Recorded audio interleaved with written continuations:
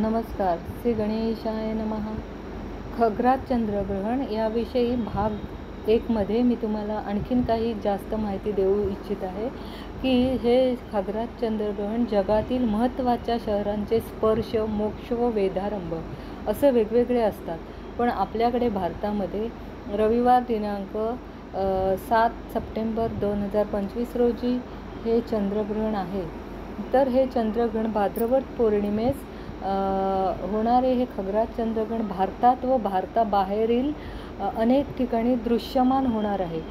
तर भारतातून हे ग्रहण खग्रात स्वरूपात दृश्यमान होईल आणि Berlin, Geneva, London, Paris, Munich Germany, Rome येथे हे ग्रहण ग्रस्तोदित स्वरूपात दृश्यमान होईल.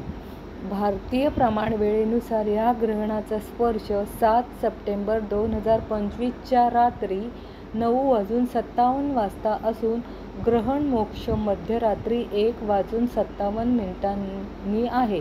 हे चंद्रग्रहण रात्रीच्या दुसऱ्या प्रहरात लागत असल्यामुळे चंद्रग्रहे ग्रहण प्रहरादर्वाकम यामत्रयम वेदहा या वचनानुसार 7 सप्टेंबर 2025 रोजी दुपारी 12:32 पासून ग्रहणवेध सुरू होतो. लहान मुले, अशक्त, आजारी, वृद्ध व गर्भवती स्त्रियांनी सायंकाळी 5 वाजल्यापासून वेध पाळावेत.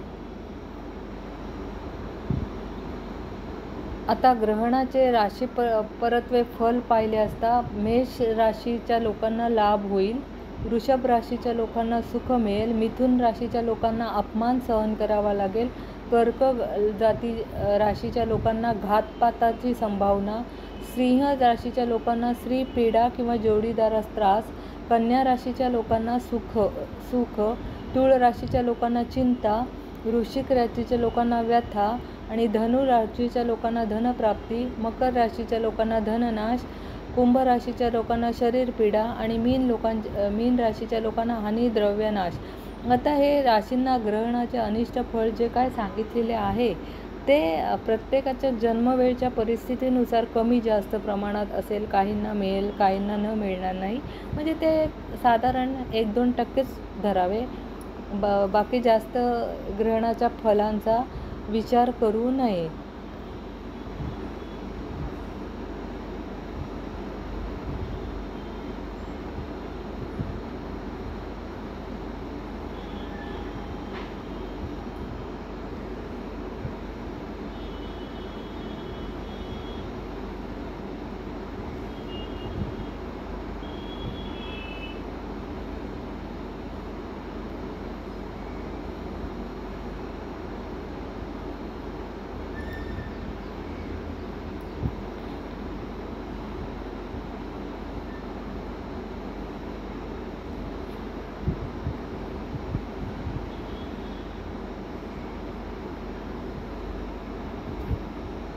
आता बघा,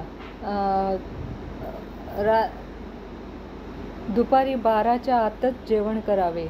नंतर रात्री 9:57 ते 1:27 झोपू नये, पाणी पिऊ नये, मलमूत्र विसर्जन करू नये.